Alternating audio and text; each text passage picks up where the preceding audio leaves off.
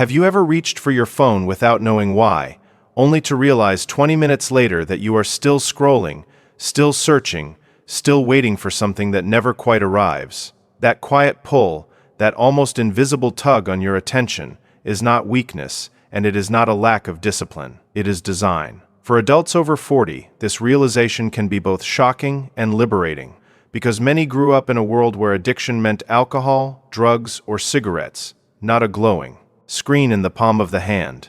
Yet the modern digital landscape has reshaped the reward architecture of our brains in ways that mirror substance dependence with striking precision. Social media platforms and online gambling sites are not random collections of entertainment. They are carefully engineered behavioral systems built to capture, hold, and monetize attention. At the center of this system is dopamine, the neurotransmitter responsible not for pleasure itself, but for motivation, anticipation, and learning.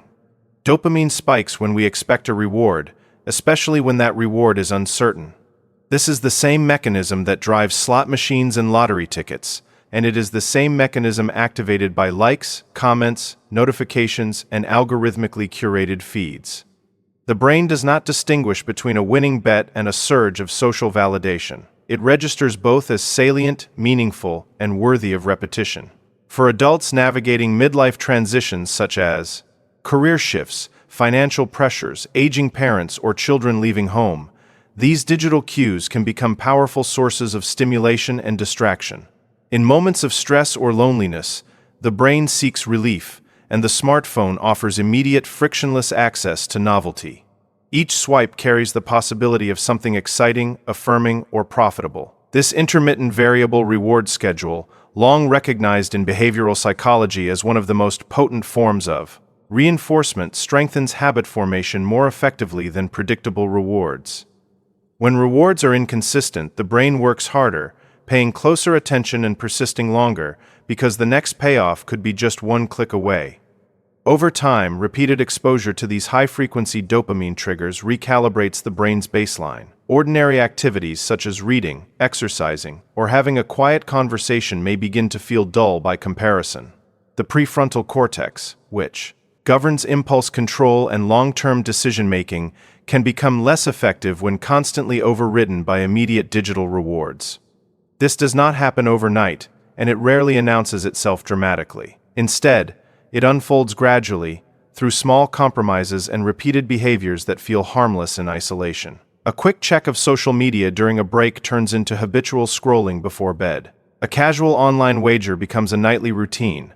The brain learns to associate specific cues, such as boredom, stress, or even celebration, with the rapid dopamine release provided by digital engagement.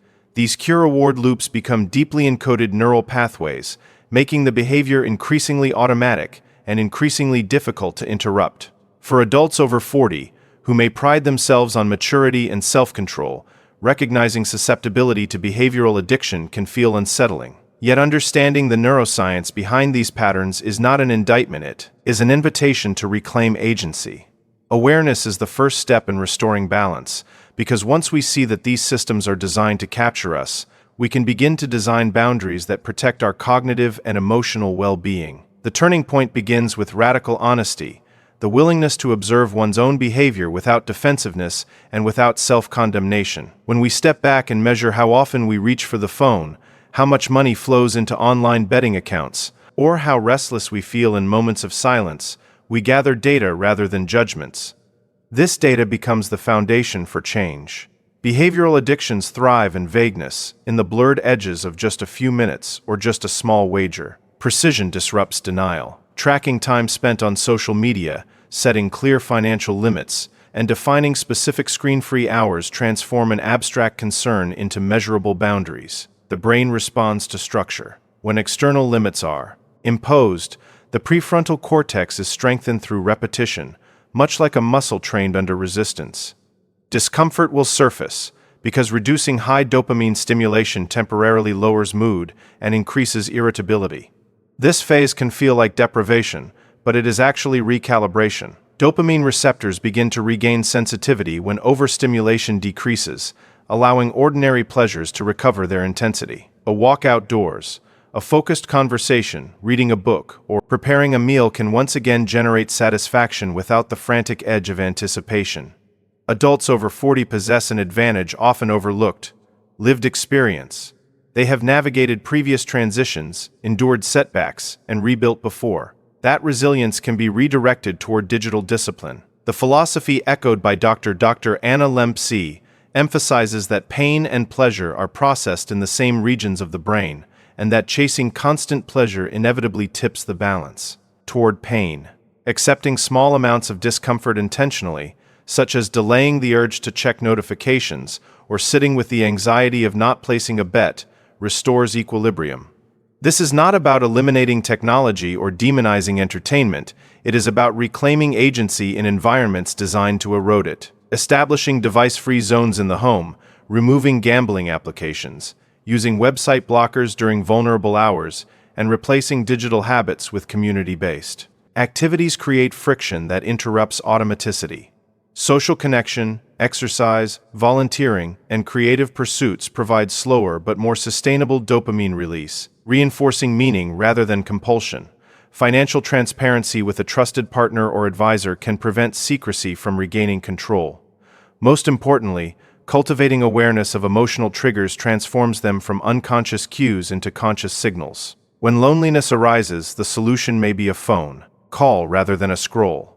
When stress intensifies, movement or meditation may regulate the nervous system more effectively than a wager. The suspense that once centered on the next digital reward shifts toward a deeper question: who do you become when you are no longer governed by engineered impulses? The answer unfolds gradually as attention stabilizes, sleep improves, finances steady, and relationships deepen. Recovery from behavioral addiction is not dramatic, it is deliberate. It is built on daily commitments that reinforce autonomy over algorithm. Each small act of restraint strengthens neural pathways aligned with long-term well-being.